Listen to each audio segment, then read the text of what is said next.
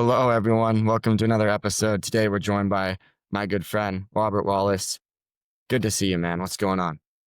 Hey, great to join you, Harrison. Congratulations on this awesome show. Yeah, super grateful. I appreciate it. So, I want to start by just hearing your story, how you grew up, how you came to the beliefs you have now, why you care about the things that you do so deeply, and most importantly, protecting kids. Well, happy to share that with you. I grew up in Michigan, in Adrian, Michigan, in a little area there, and I moved around a lot. And as I got older, I started to go to churches. Grew up in the Catholic Church, and then I bounced around to. My mother put me in a Baptist church for a while because the church bus was coming. And as I got older, I developed an interest in religion. I remember Y2K. I was at like a church event that night, and I was being born in 85, I was 15. Then as I got older, 9/11 happened, and I remember coming home from school, and that day I really became hooked on cable news. I was like, oh, now I got to get filled in on the news, I think it was a ninth grader or so, 10th grade.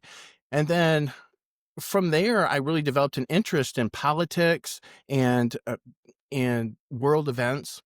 But also, I had a growing interest in religion. I started going to many different churches: Methodist Church, Pentecostal. I was attending a Seventh Day Adventist church for a while, Messianic Jewish church. I worked at the Church of Scientology for a while, was interesting. Did you meet And Tom Cruise? I did not meet Tom Cruise, but my instructor actually hung out with Tom Cruise's kids when she would go to the Advanced Los Angeles organization. Um, she had that experience, but that was as far as that went.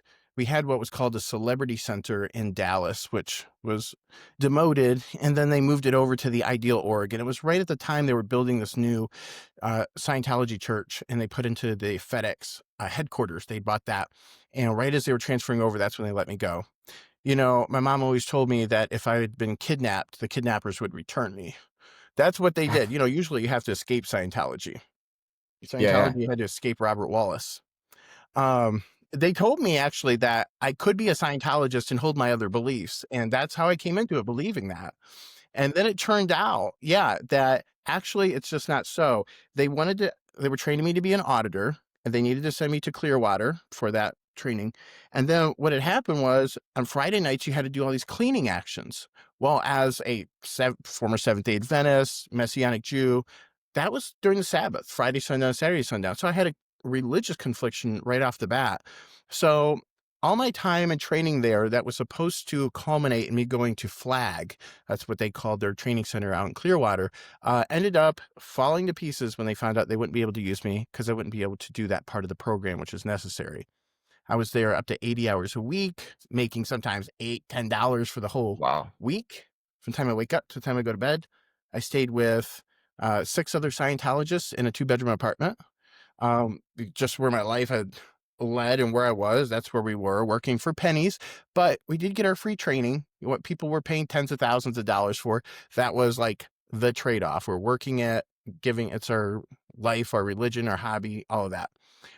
But there was the Christian aspect. And I'll tell you one thing, since we're on it, I did see something that people should know. And this is why Scientology is not just a multi-million-dollar international UFO cult, but it is also something quite demonic. Some people know that L. Ron Hubbard and Jack Parsons baptized themselves in the name of Lucifer into Aleister Crowley's OTO sex cult some time ago. And one of the things that I saw that was really anti-Christian as I was passing by one of the executive desks was a fax, a telegraph. It was on her, I don't know if it's a telegraph, it was a fax. They use like Mimios, weird old technologies and stuff there. I don't know anymore, but it said basically, this is your instruction to give to this member of the public who had a Christian hangup. And it was that she needed to be told that Jesus was a pedophile. And this is the truth that religion didn't Wow. want them to know. And when I read that, I was like, oh my gosh, this is what they're indoctrinating people with. Actually, like that did not, it's not written anywhere. She was supposed to get that in a private session. I did read that. I didn't understand that that's firsthand experience. That was that. I did study into some of the advanced stuff too, and so I found that Scientology episode to be accurate also. But at any rate, I'm not there anymore, just as well. I moved on to, uh, I did go to school for computer animation in Orlando for a period, moved to Tallahassee. And then by the time I moved back to Michigan, where I was about 21 or so, I found The Secret. Okay, it was 2007. I found The Secret, the movie. The movie had it come out What's that? 2006. What's that? Have What's you that heard of it? movie? Oh my gosh, well, here we go. Briefly, it Okay. is a documentary that will change the lives of whoever allows it to. It teaches you what is the law of attraction. And when I learned that initially, my whole consideration was because I was so entrenched in my biblical studies is this biblical? The idea is whatever you think about, you bring about. What you hold in your mind, you attract to you. So I thought this would be an amazing shortcut to pick up where my life had like fallen apart after going to school and moving my way up and all the mistakes you make as a young person. I thought I will be able to catch up quickly. And so I watched this movie over and over and over every day for 5 times a day. And at this point, I've seen it well over 100, have it well memorized. But I went from attracting tiny little things and situations to really understanding how my thoughts correspond with my reality. And I was pretty poor at that time. I was living with my mom. I was working at a Subway, and all of a sudden, I had this new way of thinking. And so as time went on, I started to attract things. Now, fast forward to present time, I've been to 70 countries. I live in a house of my dreams. I've done all sorts of things that I could have only imagined at one point, all because I got myself in alignment with my thinking, my feeling, and my willing. And in fact, it is quite biblical. So I wrote a thesis called "The Law of Attraction is the Power of Prayer." Because I think if the Christians understood this spiritual philosophy more and those New Agers had, brought in the Christian aspect, I think right in that there's a power that church going people are not getting because they're afraid it's new agey, but it's quite biblical. And so, anyway, that was a big game changer for me. Well, And that's so, wait. That's amazing, first of all. And I think there's obviously truth in that, that what you say and believe and becomes reality. Like, have you seen, I'm trying to recall his name, but the Japanese scientist that did the experiments with the water where they yeah. say nice things to the water, bad things to the water, and then they freeze it and look at it. hmm Yep. It's pretty mind blowing and just Yes. amazing to see the Dr. Emoto. positivity. Yep. He was in What the Bleep Do We Know? Which at one time I called The Secret Part 2. I think it's Part 3. I've watched Um, that one, just so you know. what's that? You have seen that one? That one, yeah. Oh, okay. Yeah. And so, yeah, he did those experiments. And if you're 80% water and you're literally have energy coming off of your body that they can measure, and you are what you think and stuff, I mean, it is so vital that we take our thoughts into captivity. Like literally, I mean, that's how you raise what is consciousness is the awareness of being aware. So the more you think from all different angles, I mean, psych yourself out, like play some mind games, like create some dimensions and diversity, I think, in the head. And it'll make you aware of a lot of things people aren't usually aware of. But the self-talk is going to make you sick or make you healthy, right? The power of life and death is in the tongue. You know, I also want to say to that, I remember that the story when Jesus cured the blind man by spitting into the mud and putting it on his eyes. I can only imagine that Jesus was saying some words in his mouth, in his mind. You know how they say your tongue moves, even if you're thinking, even if you don't open your mouth and say it? And I think that he put something in that spittle that went on his eyes. But anyway, I don't know what it was. So don't come to me if you're blind. I might have some alternative healing methods your doctor doesn't approve of, but it's not that. Anyway, so moving on, some time ago, I moved about 4 years ago. I moved from Chicago. It was during COVID. The whole thing hit the fan. Everybody was like lockdowns. We had Lori Lightfoot up there. Like it was dark. Like I thought this was the apocalypse.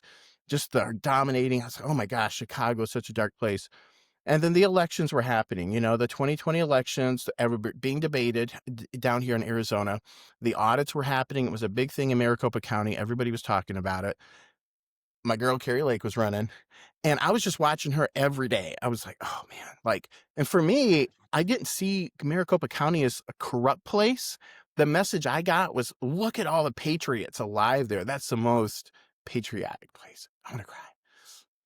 But what happened was I ended up moving down here and I got pretty involved right away, got to assist in the Carrie Lake campaign and some other things, became a precinct committeeman, got involved in this and that. And I found out that the biggest issue was the corruption. Uh, oh, we got to edit this out. And Okay, I'm back. Did Kerry like win that election? If you ask me, if you ask like tons of people, yeah. If you ask Stephen Richer Yeah. and all them, they'll tell you no. And the Maricopa County Recorder's Office because they cheated, and it was very obvious. I mean, Carrie was on. Oh, she was like 530 events that she did. Everyone she went to was like huge. It was a banger. I was at a lot of them. Who Katie Hobbs, she didn't do anything. She was like Joe Biden, somehow just, campaigning from underground, and then yet somehow just emerges the winner with like no like real evidence of supporters around, you know? And so that was a big deal. And then she ran for Senate this last time. And for all the things that happened that seemed right, Stephen Richer was like, you know what? I'm going to make her life hell. He literally said that, and that's well publicized. And you know what? She lost, and I don't see how that could happen either. Maybe I'm in denial. I don't think so. Boots on the ground, looking around, feelers out, ear to the ground, she won. But that's aside the point. God had a good plan for her. She is off doing her thing with the government's media side, and so that's good. Now we got Andy Biggs running here. Andy Biggs is a really good guy, so we like him.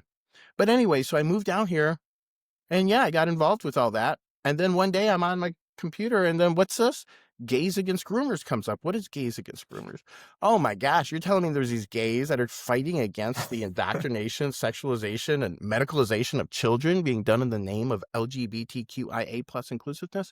That sounded like, okay, are we like grasping at straws here? Is this really happening? Like I've heard stories, but is it so prolific? And I began to look at it and sure enough, there was one case after another, and it built up this reality in my head that this is encroaching, this is grabbing the country from every direction, slowly at first, but here we go. It's all over. We're just becoming aware. So I printed that out. I went to show my spouse, Neil, and he's like, why are you wasting paper on this? I thought it was a flavor of the month, That's what we call like stuff, flavors of the month. And then it turns out, I wrote in, I said, I want to join, got in contact, Matt over there, and then I joined. And a couple months later, we had America Fest, and our state chapter lead, Matt, was pulling back to do something else in the organization, and there was a spot open. So I became the Arizona State chapter lead pretty quickly. And then I went on to do some speaking events, going to speak at testify for some of these bills. I'd never done that before. And that was a really good life experience. And it really was in alignment with where I was mentally, emotionally, spiritually, intellectually, and everything that I was concerned about. And so then I had, several other experiences, got to like get engaged in this whole thing. And of course, the more you're involved, the more aware you become of how real and how prolific is the grooming. And then I think it led to a real big understanding of the child trafficking thing too. I mean, it just kind of led into that as a side note. And then I found out we had an opportunity to do a radio show with Progressive Radio Network. And so they didn't have anybody to do it, but turns out, hey, I had done a radio show in Memphis called Spiritual Realities. And it's a still podcast. I kind of skipped over that part, but and I really enjoyed that, and it still goes occasionally. But here, this is something we needed, so I became the host for the Dark Side of the Rainbow, which a lot of people like the title. That was kind of Jamie's. She's our founder, Jamie and Sasha. They originated that, and since I already have this bent to look at the dark side of everything, apparently, it fit right in with where I was going. I wanted to get right into the nitty gritty. So now we're at 46 episodes up.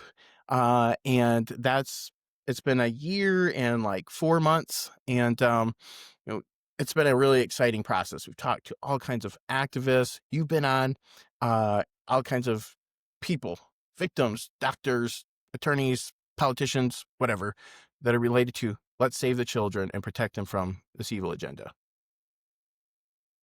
That's where we're Yeah, I at. love it. I mean, I think what you guys do is incredible at GAG. You guys have always supported me since the beginning. I appreciate it so much. I mean, what's happening with kids these days is just the most insane, evil thing I've encountered. I think it's sort of the battle of our lifetime. to protect them from it. That's What do you right. think about That's that? right. I totally agree. Luckily we got to appear in Beneath Sheep's Clothing. Here's the film. So we did do a little bit in there. I also meant to say, there's a couple other things I would say. Oh, yeah, before we get onto that. Yes, it is the battle of our day because think of it. If there's almost 1 million children going missing every year, where are they at? Are they all being killed? Are they accumulating somewhere? We know of underground tunnels. We know there's trafficking rings. We know the elites are connected to it. Hollywood's connected to it. It's like the more you learn, the more you feel like you live on pedo planet, actually. And we're just like the last to know. You look at ancient stuff and you see baby eating and sacrifice stuff from so long ago all over the world. And you think, oh, that's old, ancient, very primitive men who, and it's still going on, even in your neighborhoods. So it is such I mean, it's an imminently important problem. We have issues geopolitically and with our government and keeping our constitutional republic. But then you also have the fact that your kids can come up missing in 2 seconds and then end up in these places. That Child Protective Services isn't safe for kids. So there's a little bit of immediate stuff we have to do in our families, and there's a lot that we need to do to secure our country. So I ran for town council last year. I'm running for mayor of Fountain Hills this year. And I'm also working in conjunction with Matthew Tucciaroni, who's running for mayor of Sedona also. So we're working on some exciting things. We think that the mayoral position is an important position. It's not merely a ceremonial role, but as we can see, like in Los Angeles, we have people who literally are defying the rule of law in order to enforce their own political bias, their own activist agendas. And we can't get things done if people at that level are going to literally defy the Constitution. I don't care what your political affiliation is. If you can't maintain our constitutional republic, you're probably an enemy of America. Yeah, I would concur with that. What do you think about what's going on in LA? Don't you think these people are just exercising their First Amendment rights I down mean, there right now? yeah, because when I talk, things explode, and when I talk, people die. No, absolutely. They've gone from free speech to free like rebellion and rioting. That is not speech. These people running around, and I just can't believe we even have to look at it. They're running around with the Mexican flag. I'm half Mexican. My dad's Mexican. Okay, I mean he's Chicano. He was born in Laredo or whatever. But my I mean, grandparents you need your Mexican. diversity points. I get it. I get it. Yeah, I want to make sure I'm doing my identity politics so I can speak from this position, right? Because that's the only way you're allowed to talk about some of this. They are flying around the Mexican flag in America, Viva Mexico, while they're burning down America. If you love your place, and this is the crazy thing, if you love it so much, go there. It'd be like me going to like Egypt and flying the American flag everywhere. I've been there before. It's the Muslim Brotherhood that's the real problem in Egypt, for that matter. And they will tell you that. It's not the Egyptian people. They're very nice and they love the tourism. But in other places, especially, you wouldn't do that there anyway. Why would you go anywhere and then just start flying your own flag around and then crying how great it is, but you want to stay where you're at? It's just like the loyalties are not coming with the people who are coming over. And, when we talk about wiping out a population, like Americans are being over, we get 20 million people that come into the country. That's a big change in the culture. It's a big change in the laws and the votes and stuff like that. So if the people coming in are like just voting for whatever communist agendas coming down the lines that they're given to vote for and they think is good for them, the country they came here for, they're voting it away. They don't even understand. It's like, oh, you inherit like $1 million from your mom or whoever, when they pass, and then you just blow it all. You're having a great time. Oh, this is fine. Look how great everything is. And all of a sudden you're broke. And it's like, well, and then they're like, I don't have anything. Well, it's like, yeah, because you just burnt through it all. Like, that's not how you maintain that. And so they're coming over here and they just want to take everything and screw the system and everything for me. And if I don't get one, and then what's happening? Everything around them's crumbling. They're burning it down just to have that party. And I'm speaking in broad generalities because guess what? Most of these people, they're bought and paid for. Maybe you've seen some of those ads. They're paying these guys like $1,200 or $12,000 a week or something Really? obscene like that. Yeah, they're putting these Craigslist ads say, come out and join the rebellion, and they're paying these people to be rioters. So, so many people there don't agree with that part of the community. The people that, are getting behind these rioters don't even know that they're basically the useful idiots of other useful idiots who are being paid, you know? So nothing about this is organic. And of course, you have the issue of what's right is right. It's like if you come into the country illegally, it's a crime, it's a criminal activity, and somehow people feel really justified in doing that, and they feel entitled because I think of, our former administration and a lot of the messaging we have. So I don't feel bad at all. I mean, the problem is, how do you deport, you know, whether you think it's 10 or 20 plus million people, how do you deport that many people? Like we're talking about, we had 1,500 deportations or something this weekend. What is that even in a million, let alone 10 or 20 million? So we're really in deep, and will we be able to recover this country in 'Cause I'm time? in too deep and I'm trying to keep. Sorry. Yeah, I don't know. It's tough situation we're in. It is for sure. It's Uh, wild how many people have come across, and we definitely have to do something to change it, or we're gonna lose our country. yeah.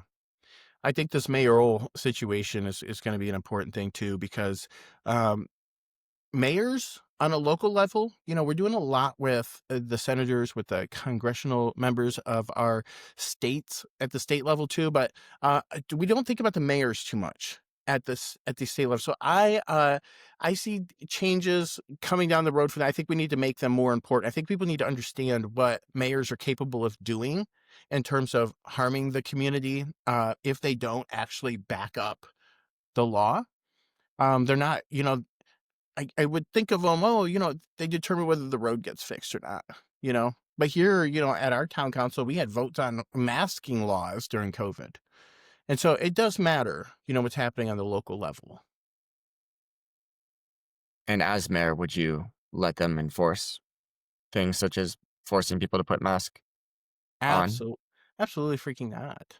Never in a million What years. would you do? Uh, well, I would stand in defense of all the constitutional rights of the people to act according to their own interests. But when you have compelled action, which is really based on nothing more than the lies and propaganda of the media. I mean, people worship the media. They think if it's on TV and it's in front of everybody, we've got this tacit agreement that a thing is true. And if it seems like everybody's on board, then we better get on board. The thing about thinking for yourself, being an independent thinker, a critical thinker, the thing about having an answer for your faith and having some level of consciousness about what you're doing is you'll spot things in real life that are taking place that are not good, that are not right. And that people don't even recognize. Maybe you were like, you used to eat unhealthy foods, and one day you woke up to the kinds of oils in your food, and you're like, oh my gosh, everybody's eating this horrible oils, and they don't even know it. Or maybe you were like, using technology, and you realize, oh my gosh, I'm being watched. We're all being surveilled, and nobody really is waking up to it. There's all kinds of like little things that we have, these wake up moments to the kind of surveillance state that we're in, for instance, or the kind of things that happen. And so in that way, I think that if people become aware of what's happening, um, in terms of the lies coming through the medical industry, the lies around viruses, the lies around the COVID statistics. We had 38 million people with the cold and with the flu the year before COVID. And then the next year, that goes next to zero. And this little category called novel coronavirus goes up to 38 million. And what do the medical textbooks tell us? That coronavirus is the common cold.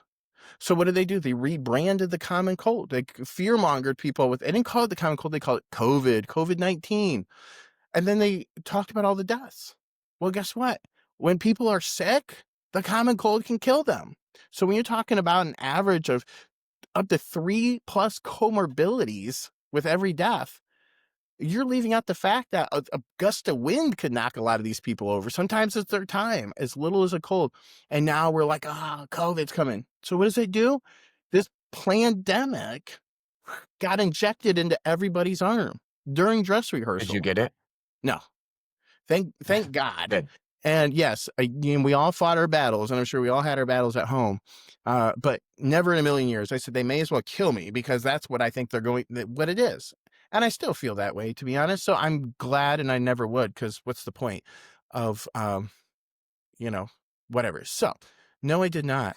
And look what's happening now. We do have a very large occurrence of turbo cancers. We have a large occurrence of parasites and blood clots and spontaneous hearts. People having heart attacks and falling over. You watch those compilation videos, all these different ways, and that's not even getting into, oh, is there a 5G antenna, in, the power boxes, and what do they put on? Are they going to activate the graphene? I mean, we are already seeing astronomical rates of people dropping. So if there's any kind of control in the future for like mass activation, well, what do you do then? And that's where my head's at. What happens when people are literally dying, dropping dead all over? We have it happening, but spontaneous, sort of like pandemic sort of situation. At that time, people are not going to be able to so many of them are going to be able to rest into the knowledge of, oh, this was all injected into it's going to be pandemonium. The government's going to be coming in, sweeping people up, reorganizing things. You're going to know what's going on, but you're not really going to be able to do anything. You're like, I don't need to go into that Walmart FEMA camp and take my little walks out in the plant department. You ever think of that? During COVID, they were shutting down the Walmarts. They were turning them into FEMA, facilities, and they were doing this practice. Go look at your Walmarts in every town. Those things are prisons. The outside area, look at your Home Depots. Those metal fenced in areas, that isn't no greenhouse area. They're not worried about you coming in and stealing their dandelions. That's to keep people in on a lark. They're in every town. That is no joke. And that is something we need to really wrestle with. The future is not, uh, you know, it's not like it's a mystery what's happening. They're doing it in front of us. But with that said, because I always like to bring hope, because I have hope in my heart. I'm There's not hope. like, I think it's a little bit dooming. There's a lot of bad stuff happening afoot. But the fact is, you have control over so much of your own life, namely your thinking, your feeling, and your willing. You have your whole spiritual life in front of you. You're going to die anyway. So you may as well not put all your stock in trying to stay alive and save this body, but do what you should have already been doing and do that. Take care of your soul, take care of your spirit, develop esoterically or spiritually. I mean, you are going to carry your soul out with you, They can kill the body, but they can't kill the soul, you know? So I think that's the biggest thing. If we're going to, have any chance, is everybody living their purpose. They're finding what their highest calling is. They are pursuing their own development, that of the environment around them, and with an eye towards a spiritual future. Materialism, all this. And we got a lot of doom and gloom. There's a lot of reason, if you only believe you're a body, to really be upset right now, because the cards are stacked against us. The military, the spending, the surveillance, the agenda, the people in power. But they can take you if you're unconscious. You walk right into their trap. You give yourself over to them. When you sing their lyrics in the music, when you follow your heart through the characters of the show with no consideration for any sort of moral world order or what it says or what it does to you to emote or reflect what they're doing. It's not what goes in, it's what comes out of the heart. And what has come out of the abundance of the heart, the mouth speaks. What are we saying? It's whatever we're filled with. We're filled with what's on the media. We're filled with everybody's attitude around us. If you do create your own little world where you are censoring things, where you allow stuff to go into your life that's true, where you're selective about the content you take in, you can separate yourself from the world. You don't have to blindly absorb all the crap on Netflix or on social media or whatever news source. And I think that's the real way that we're going to have a future, is if everybody recovers their own sense of self in that way. Yeah, I think you worded that beautiful. There's nothing that's going to bring you a better life than purpose and meaning and becoming, who you actually are, not just buying into what everyone else does, conformity, watching, like you mentioned, critical thought and everyone watching the news. Although you also mentioned that in ninth grade you did that, so I'm kind of curious how you got out of that way of thinking and learned to think for yourself more. And I wonder too, since you That's brought a up a great bunch about question. the COVID craziness, if what you think about, Bobby Kennedy, no longer recommending it for pregnant chicks or kids, and bringing attention to things like seed oils, which are bad for you. And I mean, gosh, you brought up so many incredible points during there. I'd go as far as even the fact that you seem to bring up, this is me insinuating a little bit, but some sort of deep, you know, conspiracy, I'll call it, of people trying to make us not think for ourselves and control us in some way. I'm wondering who you think's doing that, Mhm. and or maybe why. So, And yeah. So I will tell you and what I think of that. if aliens are real or not. Ugh, yeah. If aliens are real, oh yeah, definitely. You know, it's funny, Yeah. way back in 2007 or 8, I had a website called whirlingwheels.com, and it was all about the Bible UFO connection. So I have been thinking about that for a minute. I will say during Okay. 9/11, I picked up an interest in the news media.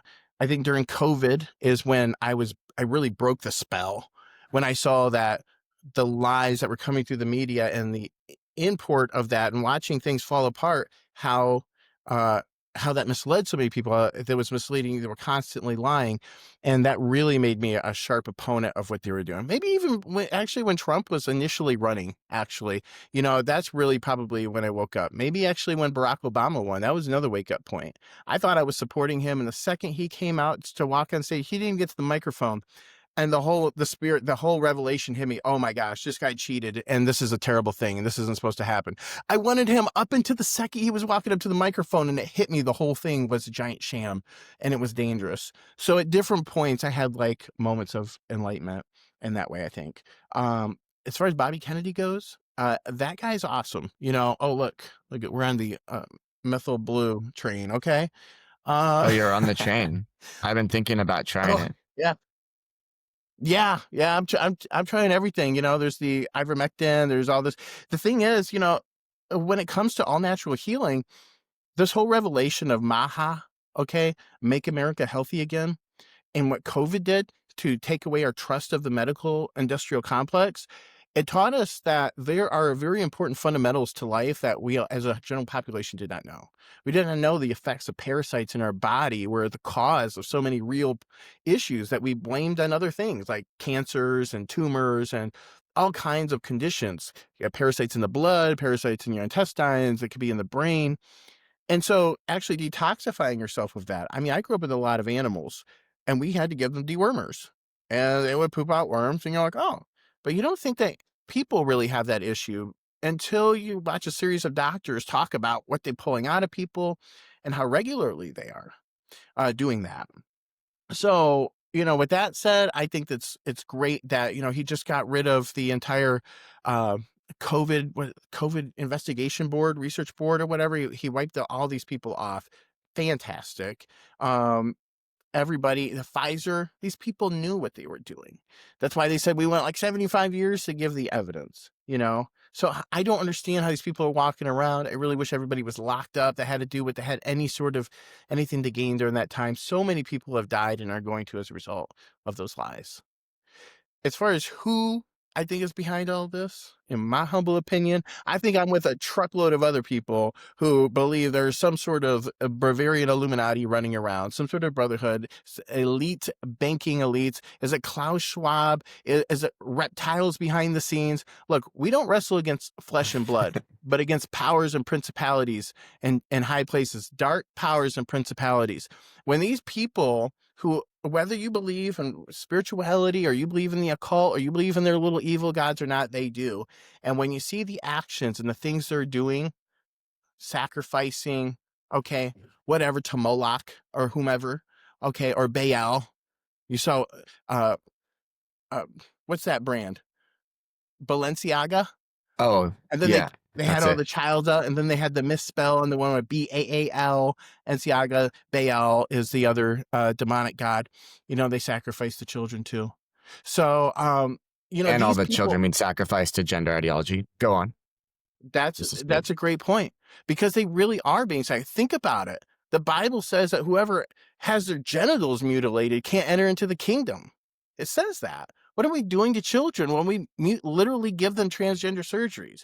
I mean, hopefully God will, there's a way for people, even with that, the scriptures say it's better to chop off your hand if it offends you and enter into heaven without a hand. So maybe there's some, recourse for people in that situation. But when you mess with somebody's sexuality, that is a divine point of entrance into the body, up and down the spine, spiritually, esoterically, what it does not just for your mojo and your masculinity or femininity, but the divine flow. It's really necessary. I talk about, well, some people agree, oh, Kundalini, or they can see that as the energy towards enlightenment, towards the chakra. Some people think that's all witchcraft and evil. But regardless of how you see it, we have spiritual forces, spiritual fire in us, and it is in the sexual energy. And that's why when it's misused, then we have problems in our life. And when it's used and we have, chastity, or we have right thinking in that way, we can have spiritual enlightenment. We can control it up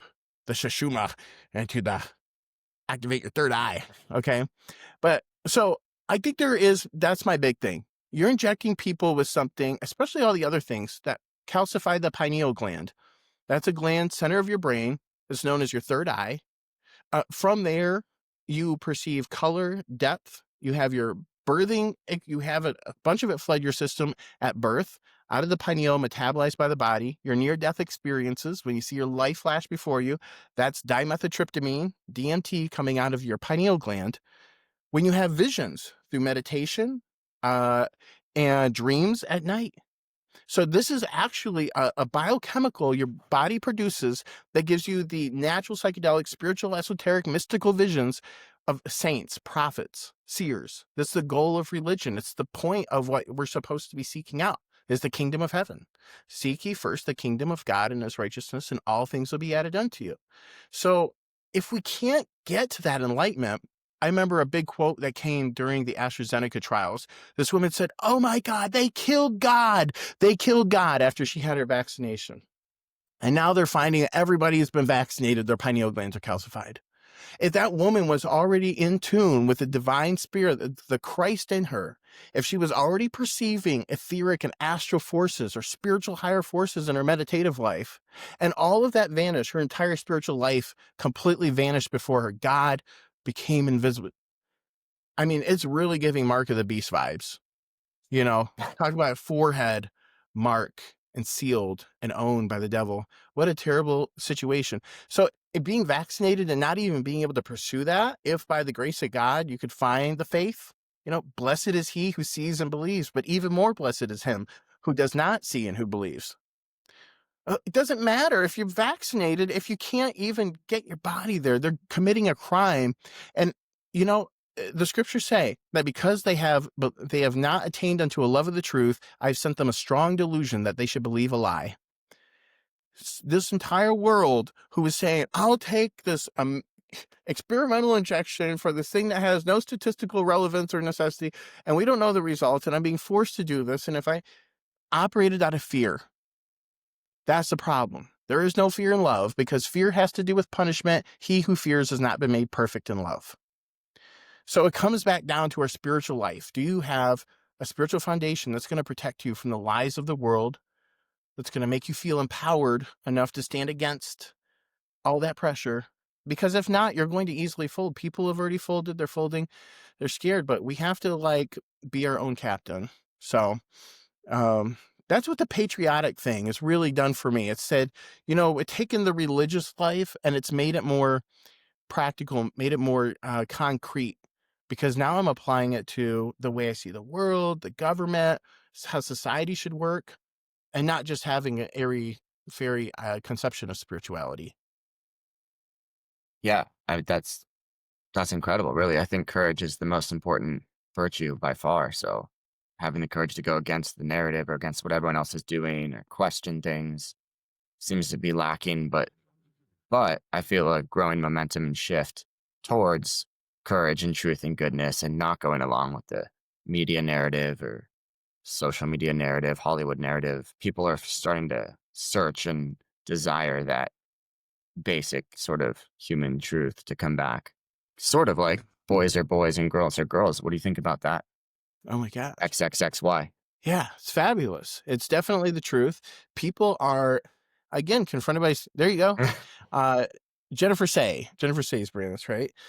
She's It's awesome. crazy Yeah. that, once upon a time, if we thought we're going to be in this debate, we wouldn't have even considered it. There was the transsexuals, but now they're transgender. Now it's a whole new thing. Now it's a totally legitimized thing. It's a social contagion. The concept is uh, your body dysmorphia and your gender dysphoria can be treated with affirmations. We're going to take your mental health crisis and we're going to make it real to you. And let's make it semi-permanent or extremely permanent. Maybe that's a solution. We're going to give you the puberty blockers, the hormone replacement therapies, estrogen if you're a man and trying to become a woman, a trans woman, and the testosterone for the opposite. And then finally, let's get you onto the gender reassignment surgery plan. It starts off with, the indoctrination with the kids. Let's tell them about gay, queer, trans ideology. Then let's, embrace and, help them with the gingerbread man, this transsexual gingerbread man chart. This is how you can think, gay trait, and all these variations for your heart and your emotions. And they create a pretzel out of people. Now you're just rewiring yourself to think you think a certain way. And then through all of that, you're being affirmed if you take on a queer identity. So you got the people like, what are they saying? Something like 40% of, was it Gen Z was identifying somewhere in the LGBTQIA plus. And people are like, well, they can't all be gay. They can't all be trans. No, because now they're falling into the queue. Now they can just be demisexual. They can be, which is somebody who needs emotional connection before they have sex. Oh, you're demisexual. You're so high above us. Hello, you're classifying what should be common sense into whole new flags, whole new groups of society, anything to pull people in to this little group that's separated from the rest of the world. Well, who's excluded from that progressive flag? The gay pride flag with the chevron, with the brown, the black, and I then think you I'm are one of the all, excluded, yeah, barely. all straight men and women, white men and women, because the black and the brown were for people of color. So white people are out unless Okay. you're gay, queer, or something like that. So those are the only people. They're turning this country on its head. They want you to be ashamed to be straight. They want you ashamed to be white. They want you ashamed to be a man. And Yep. that people are like buying into that through this. And I think it's terrible. As a gay guy, at this point, I want to see a straight pride month. We need to You're not contradict this. allowed. You're not allowed to I be know you're part not of allowed to their do little that. group, right? I don't think they like you very You much, couldn't. even though you're supposed to be one of them. Yeah, exactly. I am a defector. I mean, this is just like, Jamie Michelle, Gays Against Groomers founder's handle, the gay who strayed. Okay? That's what we are. Such a good We name. strayed away from the crowd. Uh, anyway, I don't know where I was going to go. I was going to say something, but yeah. Basically, how the gender stuff's insane, and they're pushing it on Oh, yeah. children, and they're dividing us, and they're going against any whatever white straight people like me. Yeah. And That's the thing. yeah, I can't even say the thing, but I'm going to say it anyway, because I feel like I'm just that call out the elephant in say the room guy. it. If you're okay with Black Pride Month, but you're not okay with White Pride Month, you're probably a hypocrite. I'm going to do a new Jeff Foxworthy thing. If you're okay Okay. with Gay Pride Month, but you're not okay with Straight Pride Month, you're probably a hypocrite. If you're okay with Immigration Month, but not with Veteran Month or Day or whatever, you see how that works? It can't go both ways. You're immediately a bigot if you stand up for whatever you are, so long as you're not that colored, queer, or allied individual. And that is, that has been historically the stereotypical framework of this country. Because, that has like been our society. You can't shame the nation for being a bunch of white people and then saying you need to turn that, we need to change everything. And then listen, if I go to Africa, and I've been to Africa a lot, if I go to some African village and say, where's white representation? I'm not feeling heard here. What do you think is going to happen? Like, how stupid is that? Yeah, I couldn't go to the Mongols or go to, wherever in China or go to wherever in Russia and say, I want representation.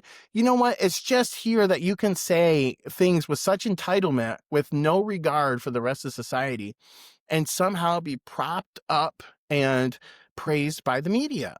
It's unfair, and it's clearly let me say one more thing that's on my mind because it's upsetting me. This whole Okay. concept of reverse racism, excuse me, there is no reverse racism. I think that term is straight up racist itself. There is only racism. You don't you don't get to insinuate you're the opposite of a white man's racism because you're black. It's still No, it's racism. perfect. You have to reject that premise, or they're putting the idea that you're automatically racist by being white, or that you're the only person that could be racist, I should say, which obviously is a false premise. So I completely agree with you. And I just can't say it just builds that whole idea right when you say the word. Let me just call into your mind white people are racist. Now, let me turn that around. No, you can't run around insinuating white people are racist and yourself not be a bigot. If there's certain, individuals who will say, well, I can't be racist because I'm black. Oh, I'm sorry. Yes, you can. And that will be between them and God. If your heart is turned against people on the basis of their socioeconomic status, of the color of their skin, of their nationality, or any other sort of prejudice, you are the problem. And that goes for white people and that goes for colored people. And it's just so hard for so many of these activist types to believe that anybody who's not like them or that white people might actually, there might be some who just want to love everybody and see a lack of but because of all of this indoctrination they have, all this victim mentality that's been shoveled on top of them, all of this, activism and all of this, now the Black Lives Matters and everything. I mean, you're telling them that the white people hate you and the police hate you, and for those who haven't woken up out of it, they're like railing against the system. They're hating all white people because of that lie. So we just have to understand that people are individuals, and you have the individual possibility of being a racist or a non racist as much as anybody else. And blanket name calling and ad hominem attacks on people on the basis of their skin color is itself racism. And so I think we all need to make sure we're being held to the same standard and not saying, well, white people are held to this standard. I'm held to this standard because oppression. We're all created equal, and you put your own foot in your mouth when you posture yourself in that way. Um, yeah. Yeah, that sounds spot on to me. I appreciate you saying that. I mean, it's definitely a problem that lots of people are starting to wake up and recognize, and it's just creating division. So I want to go back to, well, a couple things. You know, the idea of protecting children in general, particularly from gender ideology, and the sex trafficking thing you brought up. I mean, the numbers, if the numbers I'm seeing are seem to be true, it seems like there's an insane amount of it in our country, as well as like I watched Tim Tebow on the Sean Ryan show the other day, and some of the stuff he was bringing to light. He has his little team Tim Tebow Foundation or something, and it was just horrific stuff involving children at numbers that are hard to. I'll just admit I'm almost cognitively dissonant to it because it sounds so insane. But I have already come to that conclusion that it is real with the gender ideology stuff. So it probably is true. But You know curious what you what? think about that. Funny enough, I ran into Tim Tebow in Kathmandu, Nepal. He was there doing child protective things. I know. I was there on a vacation, Crazy. as I do. Okay. And I walk into the breakfast room of my hotel, and then sitting there at this table was a super familiar face. Mind you, I'm not a sports guy, but I knew it. And the first time his name ever came out of my mouth was when I saw him. I said, Tim Tebow? I just the recording of knowing his name, seeing it so much. The only person, honestly, I ever had any sort of affection towards, because I don't care about sports, but I knew how he was as a Christian, as a person. Such an awesome person. So we sat down at our table, and I was over there, and I had Neil taking pictures of me with him over there eating. And when they got done, he was with his mom, and it looks like his grandpa or something. His mom actually came over to our table and was saying hi. They'd seen us taking a picture. And then I was like, hey, hi. And then I said, something like, can we take a picture with you guys or something? And a minute later, Tim Tebow came over, and he did. He took some pictures with me, and I could find them and send them to you.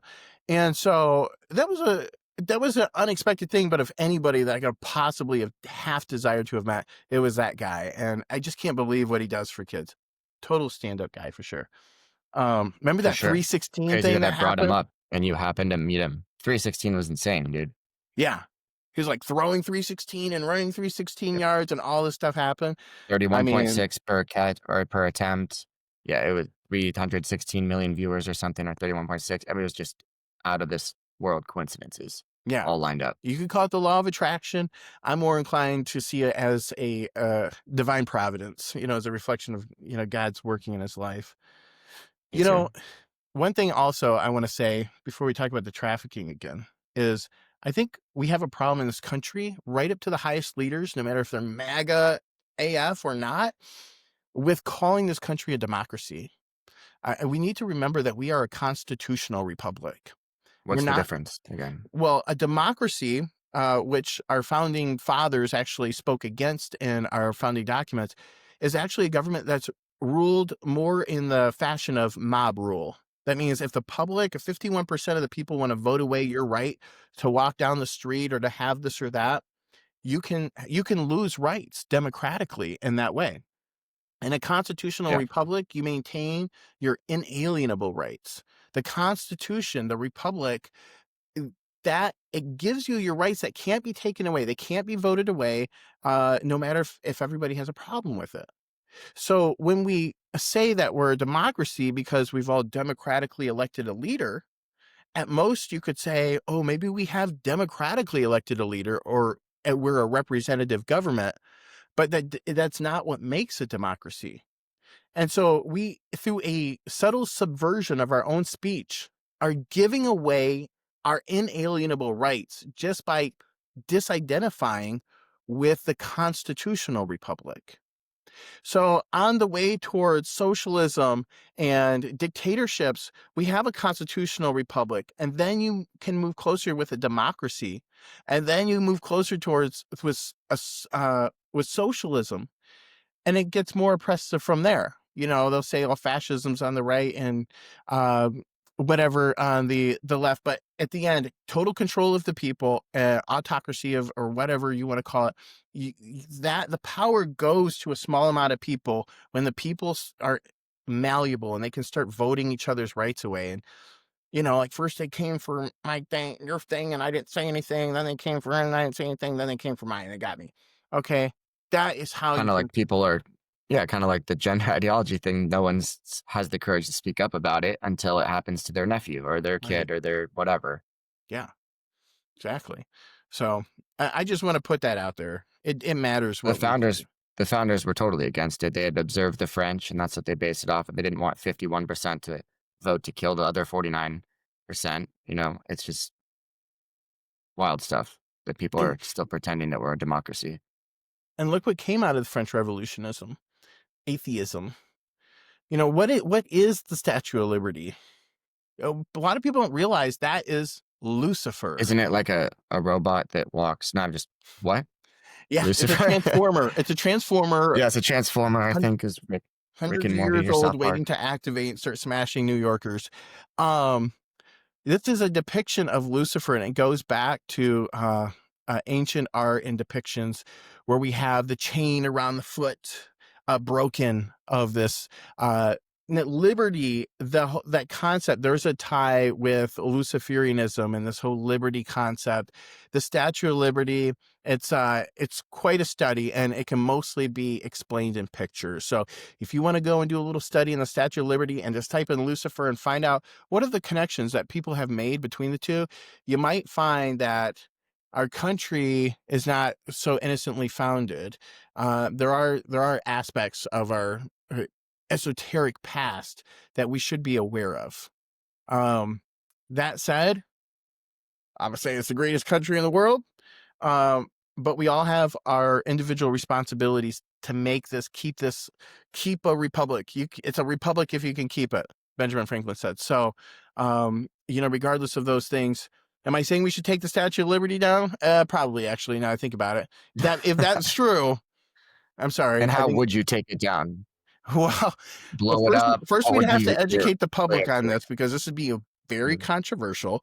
But if the world all of a sudden got a moral compass, decided this is symbolic and not of what we thought and intended, I think that perhaps they might have a different view of that.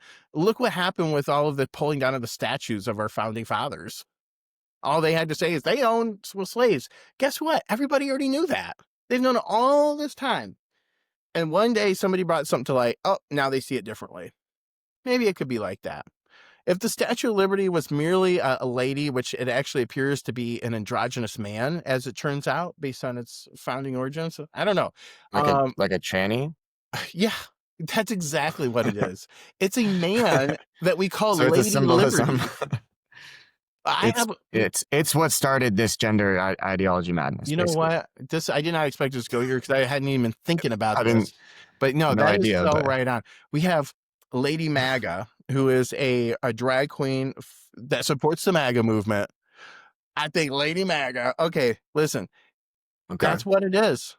Statue of Liberty is a drag queen. I hate to say it like that, but that's what I interesting. feel. And I feel like, and I'm always a couple years ahead of these things. I just feel like I'm always on the cutting edge. So eventually, right now, people will hate hearing that, but I think eventually, if they do some research, they'll say, okay, that really we didn't have to be depicted with this way, and all these symbols about this person on the star, and the hat, the crown, and the fire. What's the illumination of the fire? Who was Prometheus? And stole the fire from the gods, and what does all this stuff mean? I think there's a lot of symbolism that when you trace it back, um, if you embrace it as part of our country, just out of a sense of tradition, that's one thing, but I don't accept anything that's come down through tradition. If I had to leave churches, I would leave churches. If I had to switch political parties, I'll do that.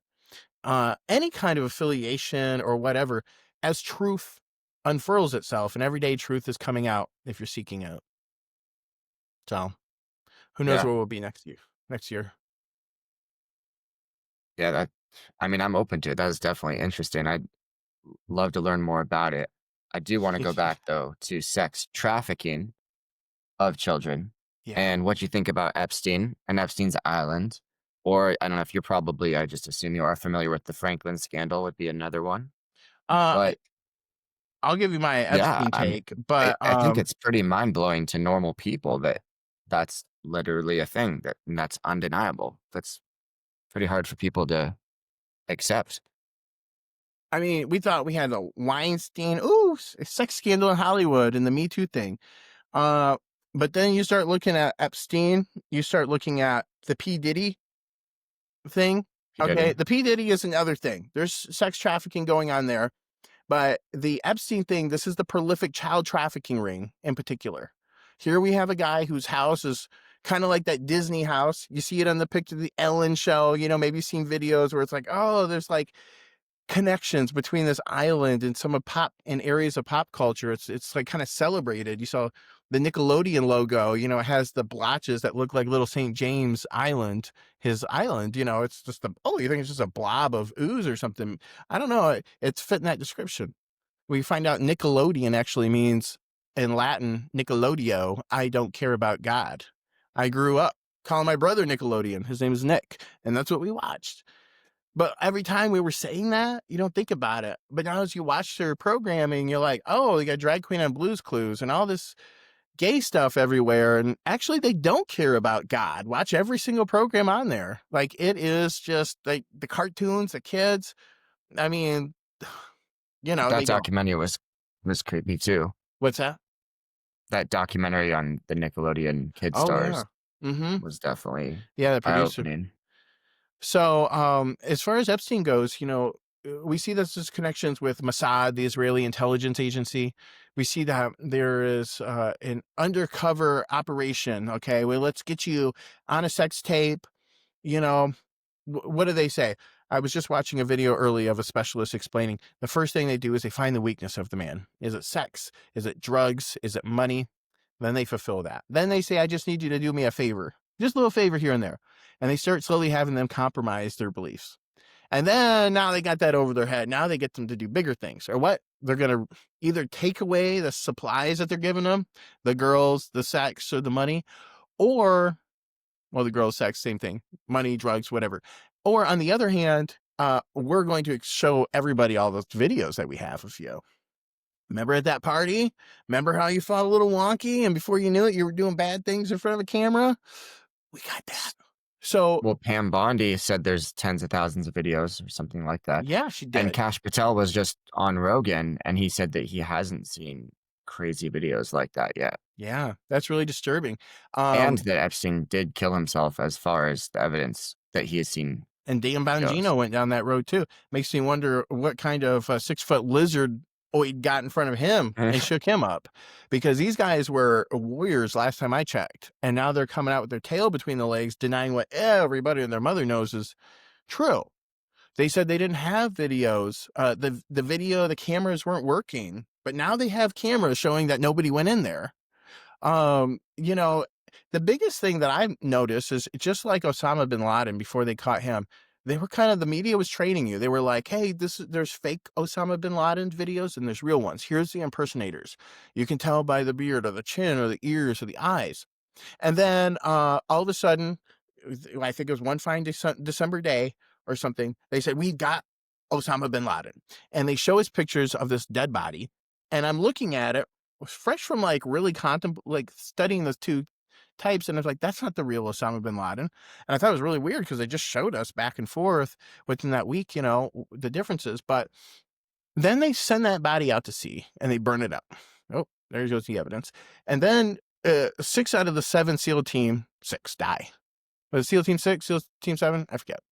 And then if you 6, yeah. remember, okay.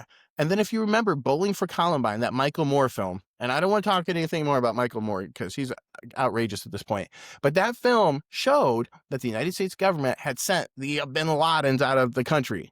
So that wasn't him. As far as I'm concerned, he's still alive. And I only say all that to say Jeffrey Epstein's still alive. That corpse did not match that body, the real person. And everybody and their mother has a vested interest in keeping up in the echelons of pedo planet, of which apparently we're living on. They all have vested interest in getting him out, getting him secure. He's probably somewhere underground, just like Hitler. Where do you go? He went to like Antarctica underground, but Argentina. he supposedly Argentina, killed I thought. himself with Ava. Theoretically, Argentina, right? Yeah, in a Tim submarine or Kennedy did that something. whole, yeah. I mean, the point is Michael Jackson alive? You see videos of him getting up out of the gurney and stuff. You're like, what is that? I don't know. I'm pretty sure Elvis is dead by now, but I could be wrong. What, in If general, life isn't what it seems. We get lied to all the time.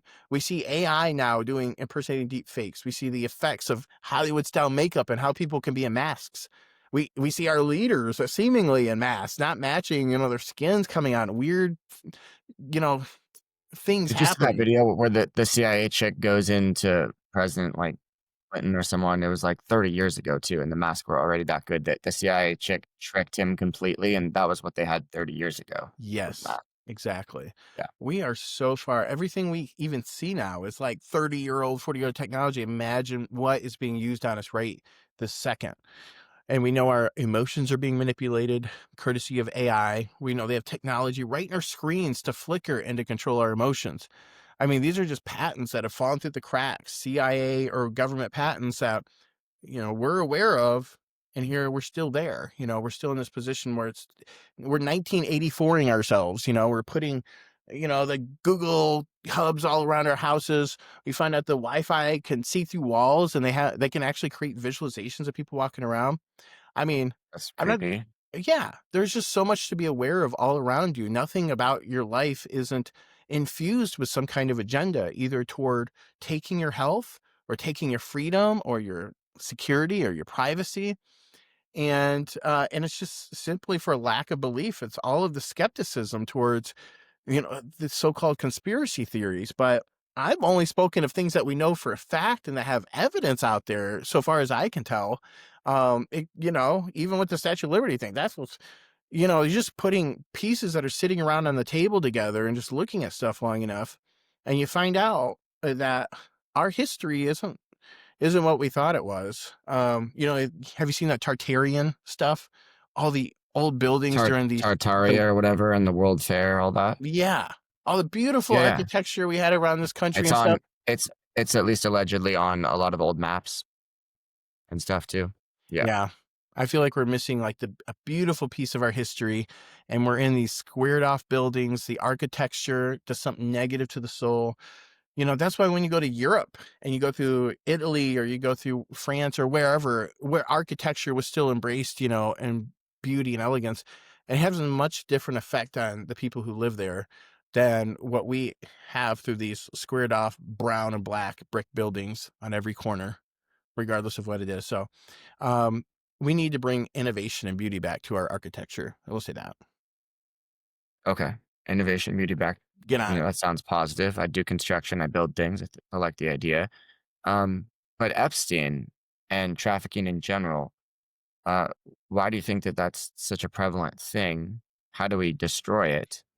And why does it seem, at least, to even be involved with people that are like really powerful, such as like politicians or the Prince of Britain or whatever, or Hollywood? Well, I think the scriptures say there's no sin that is uncommon to man. It seems we can find symptoms of pedophilia, molestation, sexual abuse, grooming all throughout history in different contexts. Sometimes, you can go to India or somewhere where they're, in the Middle East where they're marrying off a 14-year-old child or a 9-year-old child to someone much older. We could go into the Talmud and we say, oh, it's okay. I think in the Becca Sakarikian, I can't pronounce it. It says, oh, if you have sex with a boy who's under 9, it's okay. You know, there is like a history of this happening. Go in ancient Greece, okay? So the fact is that when we open up our eyes to the fact that it's been there and we look outside, okay, well, those are societal norms or cultural things of the time, and maybe it was appropriate, fine, then not now or whatever. The fact is that there is a lust in certain individuals toward children. And that's, when you talk about these maps, these minor attracted people and these pedophiles, they'll describe Cemented. themselves as a sexual orientation. They want to be legitimized as a sexual orientation. They feel like that lust is so inherent to, their personality or whatever. So you have people with that proclivity. And on top of that, you have people without that proclivity. And I think this rolls into the other question is, how come we see so many powerful people involved in this? I think the thing is that to become successful, the love, the drive, and the lust for success and money has led many a man down a dark path where they find themselves doing inexplicable evil in order to join a club, get in the inner circle, to get the deal. They're not, whether or not they're intoxicated on drugs and alcohol when they do it, or they're just intoxicated on power or whatever they think they're going to do. At some point, people sell out. They get into a position, they sell their souls out for possibilities to become rich and wealthy. And so, isn't it? So, it's no wonder then when we see people in positions of power who are also involved in this, because it actually backward, it makes sense. They got into a position of power because they joined into this pedophilic, satanic cult or whatever little network they're in that's helped them out so much. That's what they have to hold over all these people. And once these people are in, their option is either kill yourself or you keep playing the game, because there's no leaving, there's no telling anybody, or you're going to die. And you're in too deep. You tell the world what you did or you don't, it comes out, In you're too ruined. deep. So Yeah. the club just keeps growing and growing and growing, because they all have something on each other. They're all puppeted now. And that's the thing. When you try to get shortcuts in life and it takes you down those paths, it just shows you, doing things the right way is more difficult, but you're going to have a real result at the end of the day, as opposed to pretending like your life on this planet is all that's important. Our life on this planet is a speck. And it actually makes me think of inflation. You have your $1 bill and 99 cents. And all of a sudden they flood the market. All of a sudden your $1 is worth like 50 cents, then 25 cents because. Before you know it, you're doing the wheelbarrow of $100 zillion around Africa to buy a loaf of bread. Remember that in Zimbabwe? You're Yeah. like, oh, $1 billion or whatever for a loaf of bread. I That's think what I have time like a is. Zimbabwe $1 million, $1 billion bill or something. Yeah, there was a zillion, I think. So if you think about it, time is that way. Time is infinite from the beginning to the end. So this moment, your little life is, in the scheme of things, it's a speck. It really is. Feels like a drag. It feels like it's, but as soon as you're out of here, you're going to be looking back like, whoa. That's why, people are reborn. Earliest Christians and Jews believed in reincarnation. Nowadays, they don't. So I just want to preface that. I know a lot of Christians listen, and a lot of my beliefs go back to very far-flung origins of Christianity. But the fact of the matter is, at any rate, this life is short. Everybody agrees with that.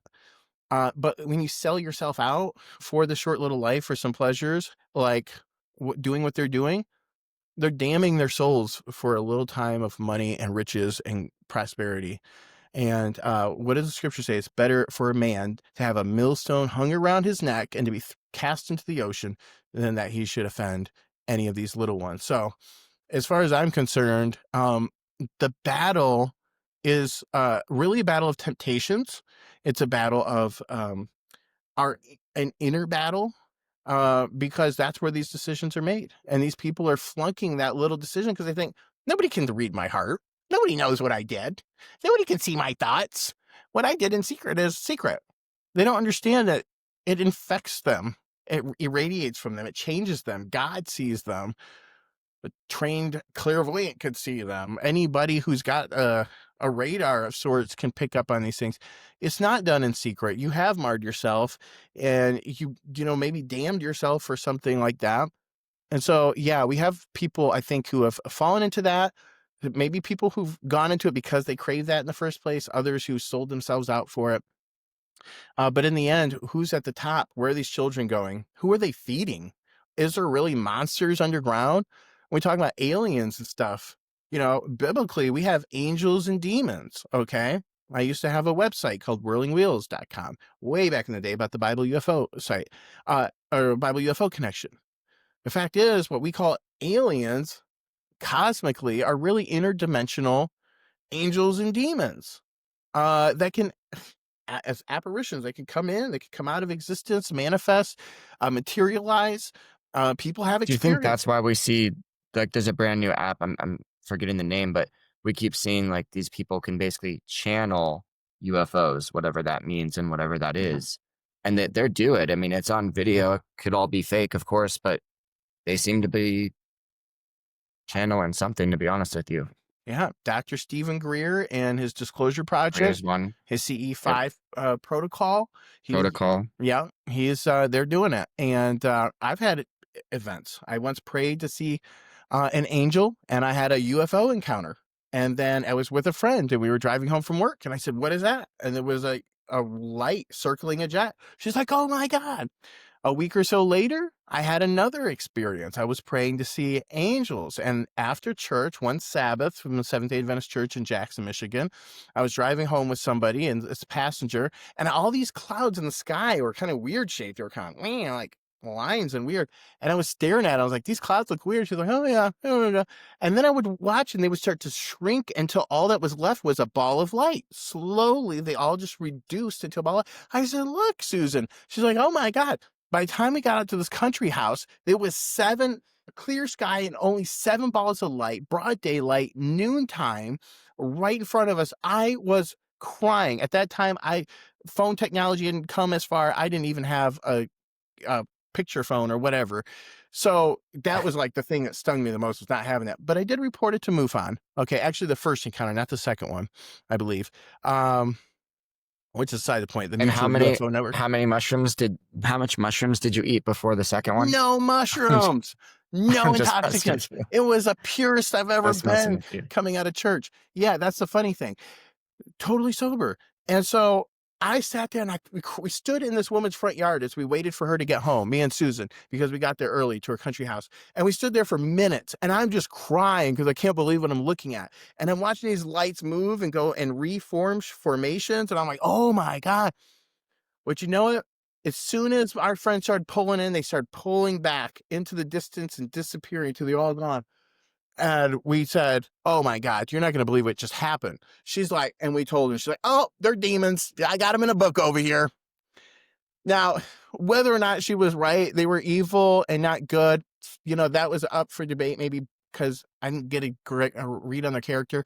But I will say she was a little too cavalier about that. It's one thing to say that, it's another thing to have just stood there and saw that.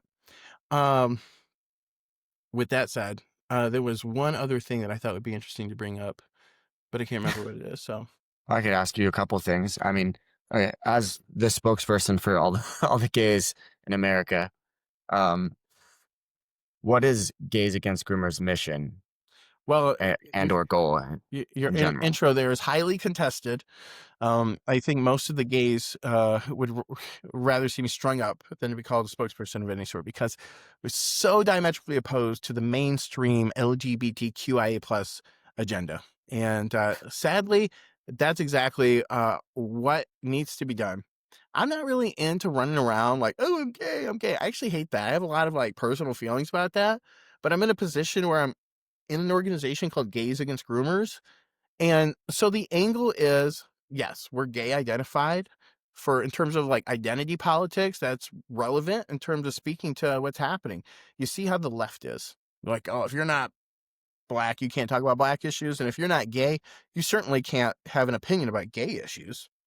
Well, here we are, a conglomeration of homosexuals standing against the LGBTQIA plus narrative that in order for us to grow up normal and healthy, we need just a sprinkling of gay porn and gay books and we need a little Blues Clues drag show, and I might need to go as Sally for a minute, and hopefully my teacher has a closet with secret dresses I can put on so I can, maybe I'll take a new pronoun or whatever.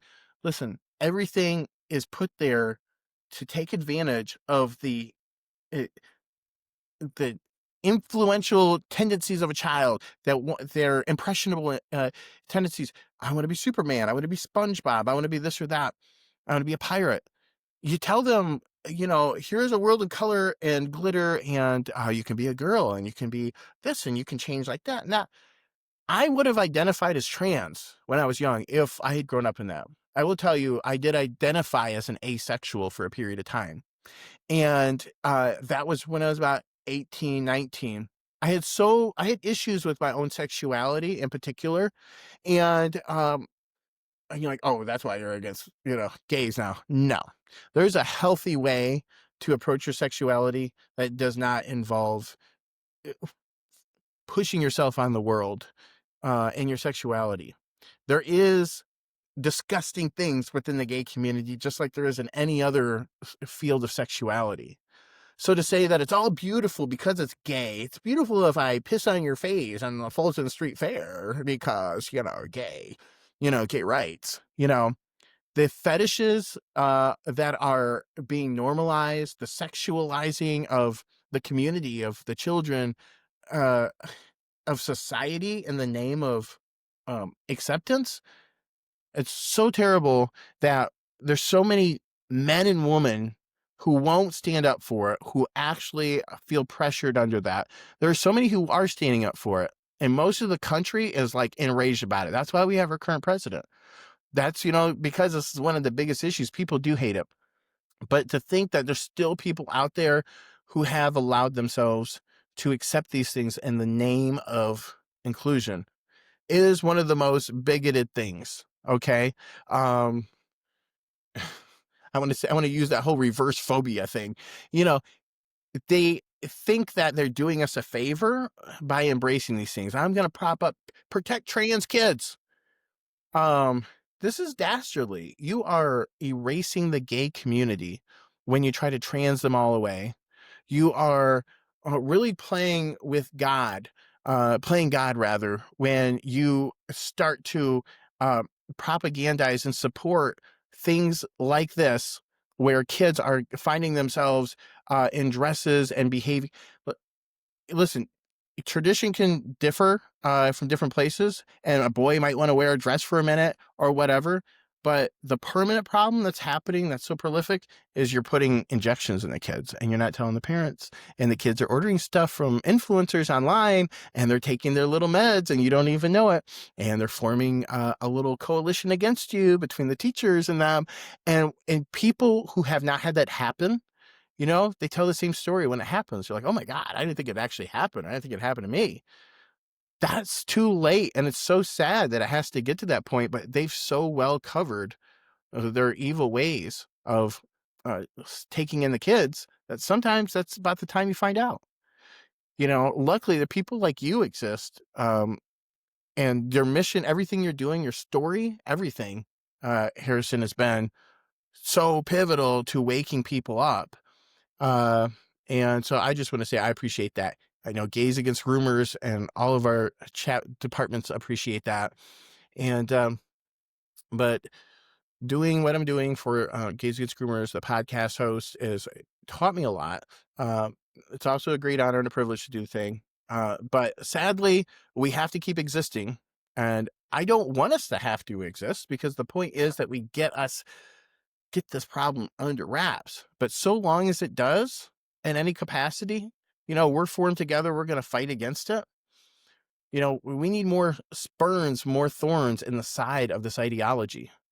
So if you're not gay and you're like Puerto Ricans against groomers, and that's your commonality, go do something. Go find your little niche community, band together, and go shoulder to shoulder with the rest of Mom Army and Dad Army, or Moms for America, or Moms for Liberty, or Gays Against Groomers. Any number of organizations. We're all forming coalitions to stand against this, and everything everybody's doing is raising awareness. So it's important, I would say. Yeah, and we're winning, and we're gonna win this war. We're gonna stop Yeah. them from hurting the kids. Yeah. I really feel it. Right now, more is being done on a legislative level than ever before in order to ensure that we've got laws that are going to prevent this from happening. And unfortunately, on a local level, we still see shenanigans. But as parents, the number one thing, it's got to be your priority, is overseeing your child. If you can and you are inclined to homeschool your kids, that's probably the best thing. If you are so inclined to reform your school and to make sure that they're going to a safe place, go to the school board meetings, get on the school board, get involved in the policies, the decisions, call them out if you see they're sending home homework, or you hear that they're propagandizing, sex, gender, ideologies to children. Make that known to people so that they can expose them further, put the dogs on them, send information to Gays Against Groomers wherever you see, for instance, queer ideology, gay ideology. We'll put them on blast on our social media. People becoming aware is one of the things that shuts this thing down.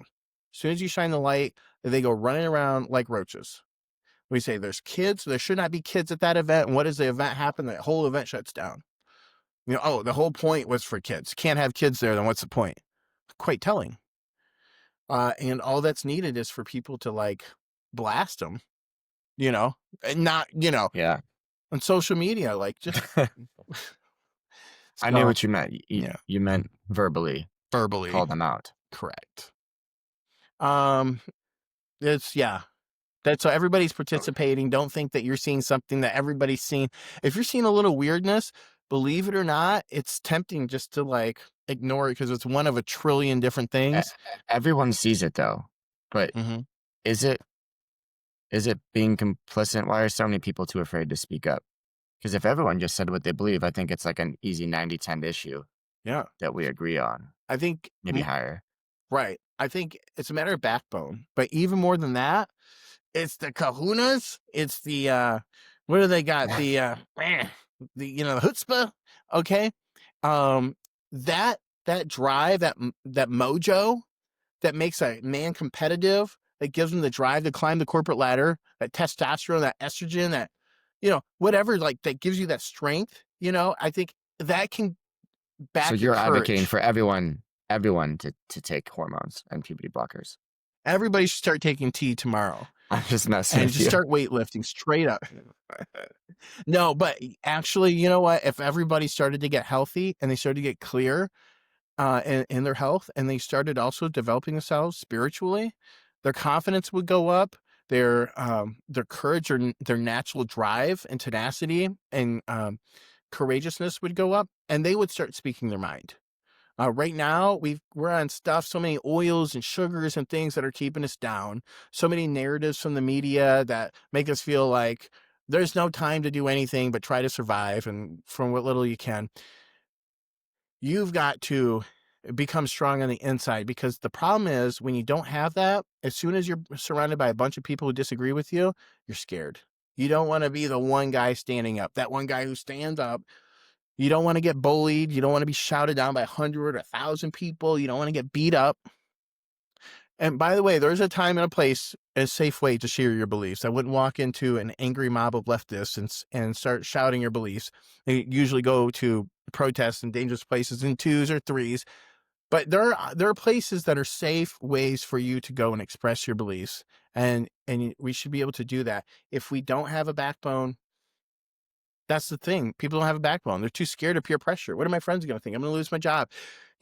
If your job is keeping you from, it's easy to say, because I know some people, they're raising multiple children on a single salary, and if they walk away from the job they know is just so evil, but that they're going to lose everything, and they're not going to have anything. But the fact is that God moves for those who move for the truth. You know, this day and age, it's like, look at Project Veritas or now O'Keefe Media. They would take care of their whistleblowers. Society wants to take care of our whistleblowers. We've got, give, send, go. People will, if somebody really makes a good sacrifice in life, I see society backing them up all the time. But you got to have the courage is going to come from a place where, even this isn't unnecessary. Nobody can tell you to have it because you just got it. You know, uh, maybe listening to self-help stuff, maybe read a good Trump book, think big and kick ass. I don't know. Um, you gotta like see yourself in a way that makes you feel powerful. And then you gotta address the real problems, and you gotta know who your real uh boss is. You should be worried about what God thinks, not what everybody else thinks. And that's going to take you into uncomfortable places in life. But if you get comfortable in the uncomfortable, then you get used to it. That's how revolutionaries Yeah. and iconoclasts are formed. They just keep, look at the leaders in our culture who've just been banging the thing. Many of them have changed my life, and like Carrie, like literally, I love her because she stood up and she stands up.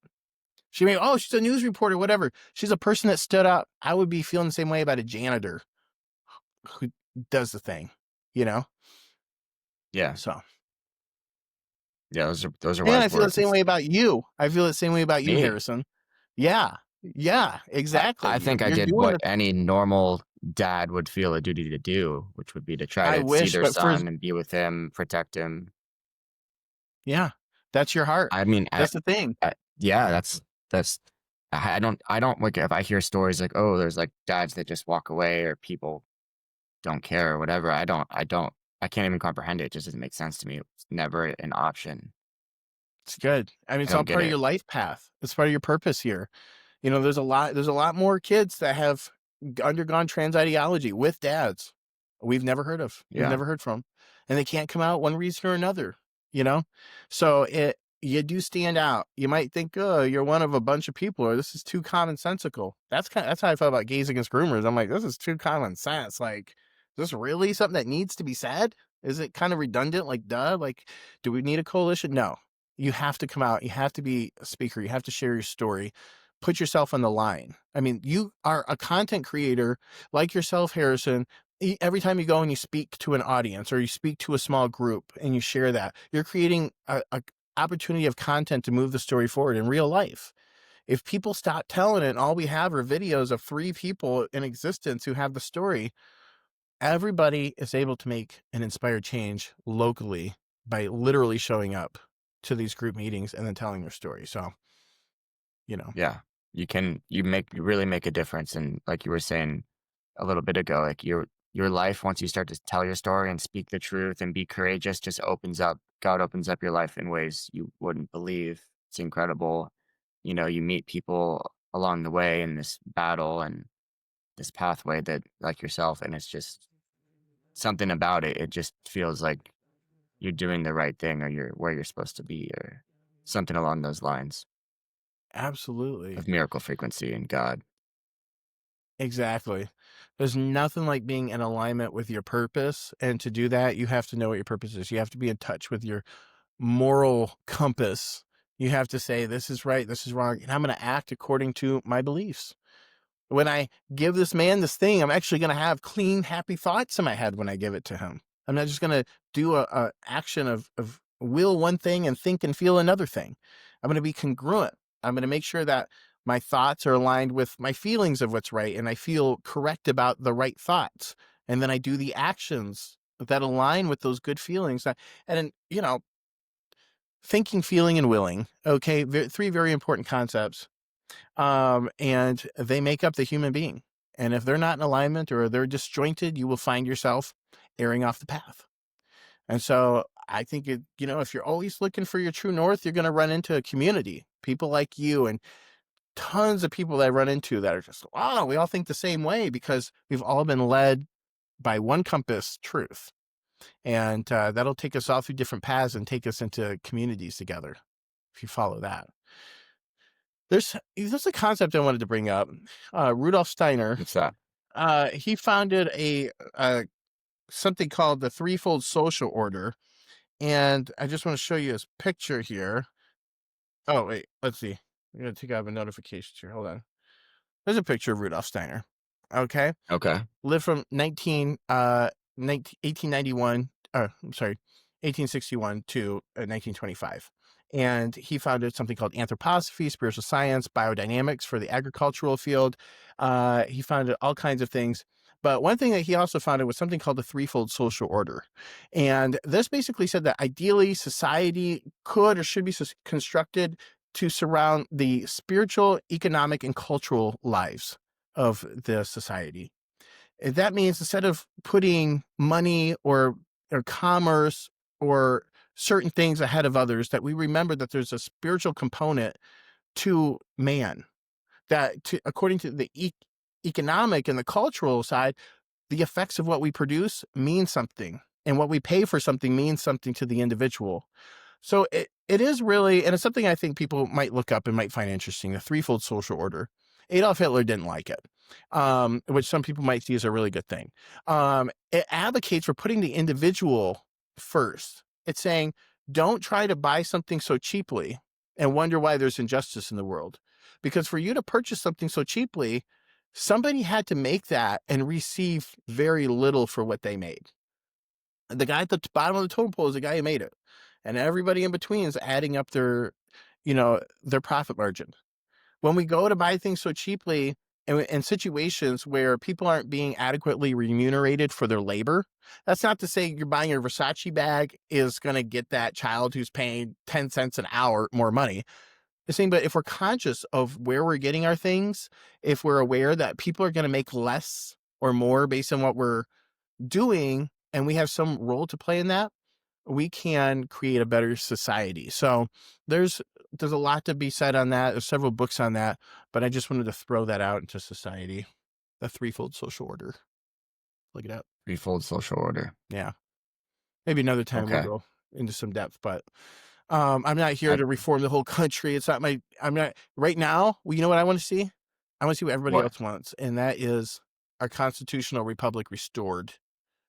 Want to see all this deep state puppetry, swamp people, globalist, leftist, wokist, scum, hate to call it, but enemies of humanity at any rate, who are infesting our entire nation with their ideology. I want to see that completely purged out. And I want to see all those people on trial.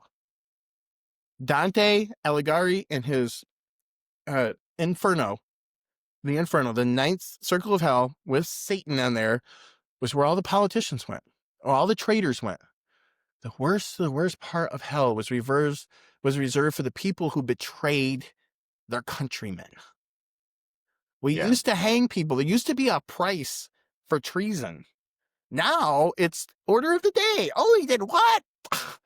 Oh my gosh! I hope he goes to jail one day. He sold out what? I mean, everybody's completely getting away with everything.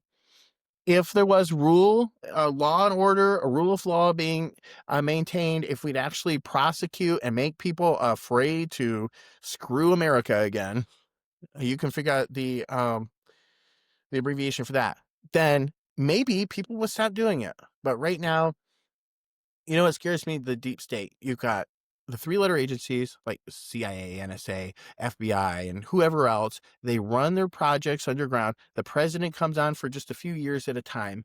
But these people who run all this stuff, those people don't change. They're there 50, 60, 70 years. They give us the appearance of, oh, here's a leader, here's a leader.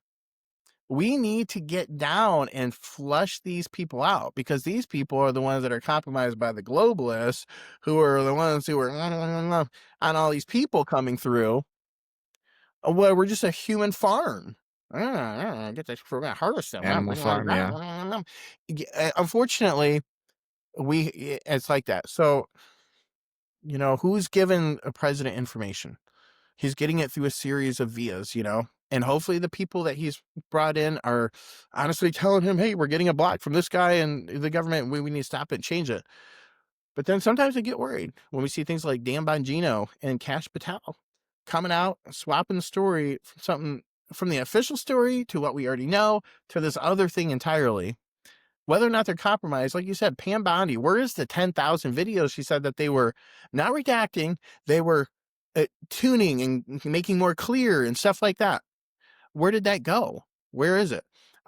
We know they have it. Cash claims he's gonna let us see, and so does Bongino, everything that they get. So Yeah, I was hope going to be that's a little true. manila folder about this big, like 3 documents And redacted. they're gonna they'll hand it to influencers only, and Yeah. like the JFK thing.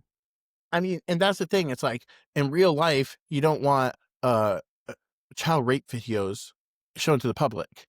But in Yeah, it's reality, horrible, but somebody needs to be accountable. Somebody needs to be putting these people on trial. And we need to hear of their crimes, and we need to see a real jury bring them to real justice. And yes, I can't believe that with everybody who's been made missing and dying and all this killing and sacrifice, nobody received a death penalty ever in all of these cases that we're finding. We haven't found a guilty party in anything. I mean, all the people, it's just like there seems like where it comes to justice, the courts are controlled. There's something preventing justice from happening. So we need to pray. God said, justice is mine, vengeance is mine, says the Lord. Okay. These people are not going to get away with it. But God uses what is meant for evil, and he uses it for good. So I'm anticipating recovering ourselves out of this into something better. I mean, look at what's happened. We're forming, people are banding together, becoming aware, and making real changes now because of bad stuff. So, we got to yep, stay in the fight. See where it goes. stay in the fight, and we're gonna win. Yeah. We're gonna drain the swamp, save the kids, save the Constitution, save America. Mm-hmm. The Republic. Yeah.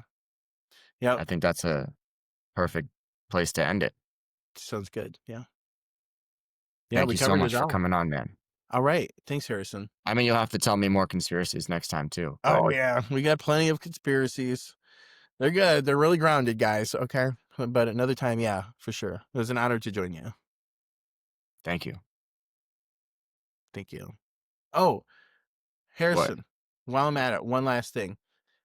I just want to tell everybody, if you want to find out more about Gays Against Groomers, you can go to gaysagainstgroomers.com, and then you can find me, my social media, at Robert M. Wallace on X, and at DMT and me on Instagram.